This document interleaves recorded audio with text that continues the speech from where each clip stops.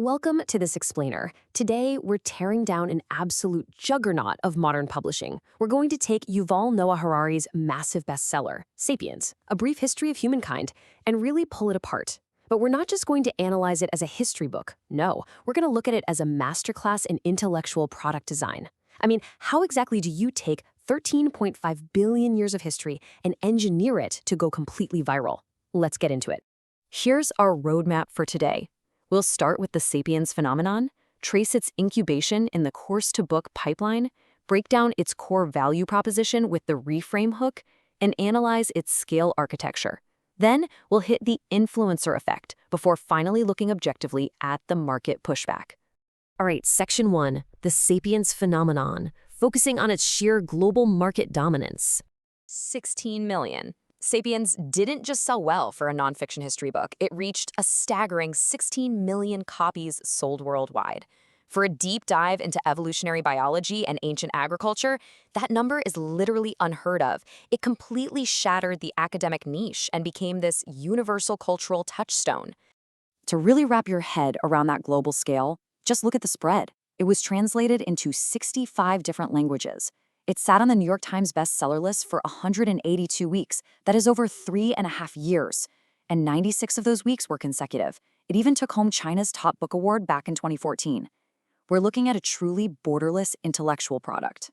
Moving to Section 2, the course-to-book pipeline. Let's look at its incubation and development. You see, Harari didn't just lock himself in a room and guess what audiences might want to read. He rigorously stress-tested his material. He actually developed the core narrative as a series of undergraduate lectures at the Hebrew University of Jerusalem.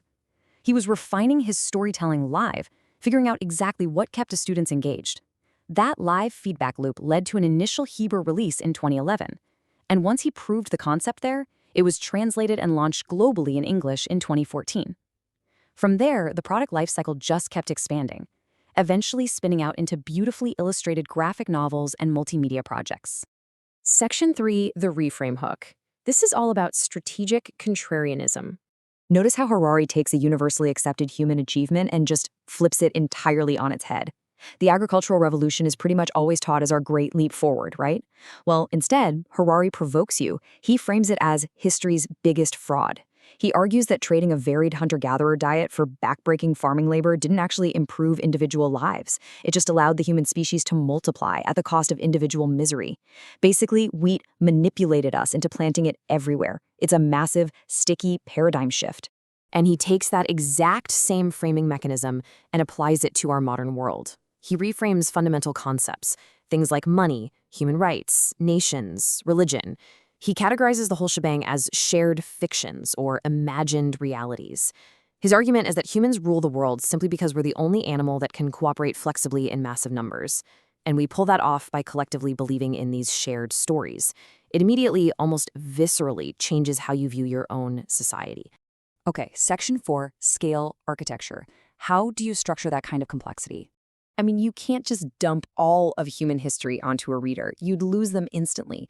You need an architecture. So the product design relies on 4 distinct revolutions. He takes massive, sprawling complexity and breaks it down into this elegant 4-step chronological structure. First, the cognitive revolution, when we learned to gossip and tell stories.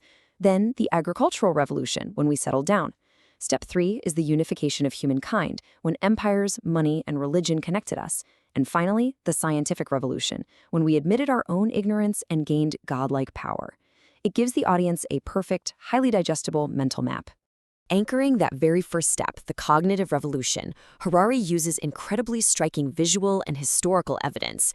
Take this 30,000-year-old handprint found in a cave in southern France. It acts as a tangible link to the exact moment when Homo sapiens first developed the imagination necessary to believe in those shared fictions. It's how we outcompeted other human species like the Neanderthals, not through sheer physical strength, but through the unparalleled power of collective imagination. Which brings us to Section 5. The influencer effect. Let's look at the go-to-market strategy. The ultimate top-down marketing push came from what we're calling the influencer effect. But we aren't talking about typical influencers here. We're talking about massive intellectual heavyweights. Bill Gates ranked it among his 10 favorite books. Mark Zuckerberg pushed it to his huge global audience. Even former US President Barack Obama publicly praised it. Think about it. When the absolute most powerful leaders in tech and global politics endorse your framework for understanding humanity, you instantly secure this aura of required reading. Suddenly, anyone who wants to be perceived as intelligent and informed absolutely has to read it. Finally, Section 6, Market Pushback. Let's dig into the academic critiques. When you analyze the feedback loop for this book, there is a really stark divide. The popular consensus from major publications and everyday readers hails it as a mind-thrilling, brilliant synthesis. People love how engaging it makes complex history.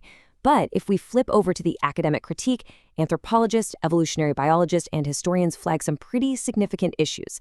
They argue that to achieve that highly engaging narrative, the book leans heavily on sensationalism, oversimplification, and often presents highly controversial theories as established facts without the necessary rigorous sourcing. Critics are quick to point out factual vulnerabilities, basically arguing that Harari's sweeping narrative sacrifices rigorous accuracy for a viral story. For example, academic and anatomist professor Alice Roberts harshly criticized a specific line about chimpanzee ancestry. She literally called it the most scientifically ignorant sentence she'd ever read from a scholar. And it's not just her. Anthropologists on YouTube have pointed out flaws in his evolutionary biology arguments, like the claim that our brains got bigger at the direct expense of our muscle mass. Plus, historians have strongly pushed back on his characterization of the medieval church, as well as his super reductionist view of human rights as mere biological fictions.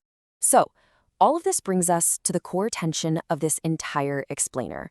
I want to leave you with this final provocative thought. When you are designing an intellectual product for a global audience, what is the ultimate goal? Is it better to be academically perfect, rigorous, and read by maybe a few thousand specialists? Or is it better to be structurally engineered, even if slightly oversimplified, to make 16 million people across the globe suddenly care deeply about human history and our collective future?